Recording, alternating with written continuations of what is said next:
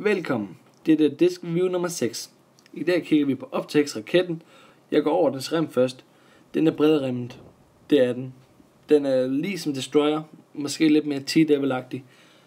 Deromkring det leje. Når det kommer til selve disken, så er den del af deres hexagon-teknologi.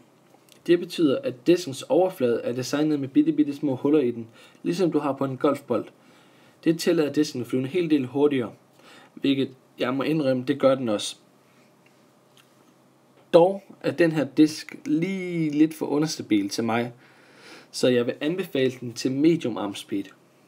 Har du medium arm speed, og du kan godt lide at kaste din sådan nogle almindelige disk, Sidewinder, Roadrunner, måske endda en Mamba, noget i det leje, og du godt kunne tænke dig lige at prøve at steppe op, eller det vil være lige understabilt nok.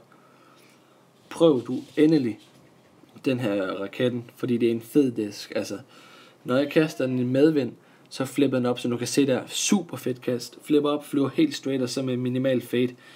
Lækker disk. Så jeg vil lægge den der omkring det der.